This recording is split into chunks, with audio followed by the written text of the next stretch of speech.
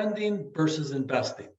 Philosophically, they're very different. They sound alike as you go through. To spend, it's to consume mindlessly or to squander. I've done it. I think all of us have done that as you go through. You just feel good. You need to do that as you go through. But really, to investing is to make use of our time, because money is a measure of the amount of time we place into something as you go through that we got financial compensated for as you go through.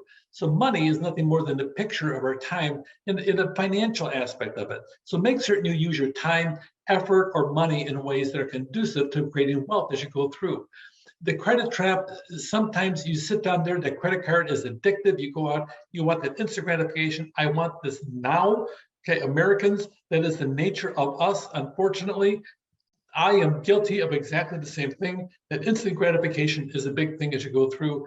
One of the most dangerous places on planet Earth, as far as I'm concerned, are these places that you earn your check. You go through the cash loan place as you go through, and people just go through. They instantly cash your check, and they pay a fee for that as you go through.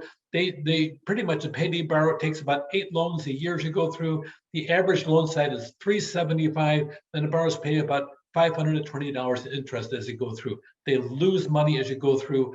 Avoid loans, avoid credit card balances as you go through. It really is dangerous as you go through. The 5 most regrettable things that we have for financial regrets, based upon the National Foundation for Credit Counseling: habitually overspending, inadequate saving, buying a house, not buying a house, not saving enough for retirement as you go through. These are the 5 things. Frankly, if you want to be a millionaire, we have a different class on that, but let me give you a pretty good advice. If you start at the age of 20, maximizing your IRA or 403b and put $6,000 in every single year, by the time you hit the age of 60, if you make 5.8% or greater, you'll have $1.2 million in the bank. It's that easy as you go through, but it's all about constantly being on top of it, depositing that money, and it can be pretty hard to make that commitment to put that money away as you go through.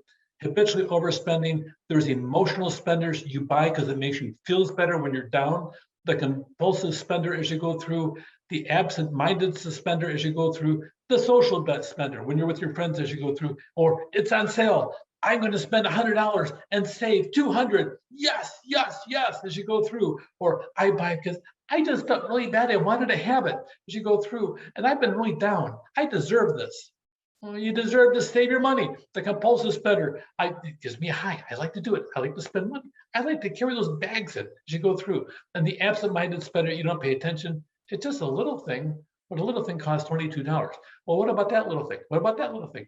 Go through, make a point of going through, make certain that you're not an emotional spender, make certain you're not into retail therapy as you go through, avoid being a compulsive spender, the absent-minded spender, fight back against it for 1 month, stop using your credit cards, put them aside, give them to a friend. Hopefully your friend won't use it to spend for them too as you go through. And a social spender, you don't need to pay a $100 tab for your friends. Your friends, if you're out with them, they can pay their own bill. You don't have to do that, or it's on sale. You need help of more than a level head as you go through. If you want different results than those around you, you must do things differently than they do as you go through. This is about building up and creating wealth as you go through. Smart ways to trims: be specific, measurable, attainable, relevant, and time-related. Those are the 5 aspects of having goals that mean something. Focus on your credit score as you go through. Shoot for a high 700 score or in the 800s as you go through. Here is what experience says as you go through. Okay, it's a big deal. The national debt in 2019, the average national debt is $137,000. Credit score is 680 as you go through. You should be in the high 700s as you go through. A credit balance 6,200 to 8,700, and the average number of credit cards is 4 as you go through.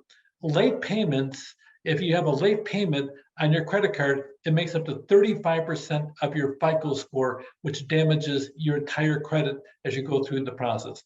Equifax score is out there as well. The numerical value is 280 to 850. Payment history is based upon that. They go through public records. Length of your credit history, new accounts that you open. Every time you open a new credit card account, it dings your credit and drops it. Multiple points as you go through, and how many accounts you have in use. Check out your credit score. One time I found out that I checked my credit score and I bought a boat.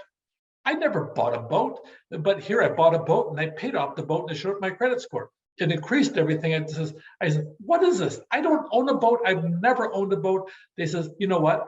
Does it hurt your score? I says, well, no, just leave it on there. So I apparently owned a boat, even though I never paid for it or actually wrote it at all as you go through.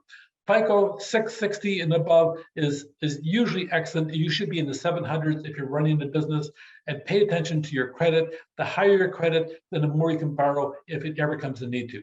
So what do both they do? They allocate time, effort, and money efficiency. They work hard, live beneath their means, take advantage of opportunities, and they increase income by reducing expenses. Take care.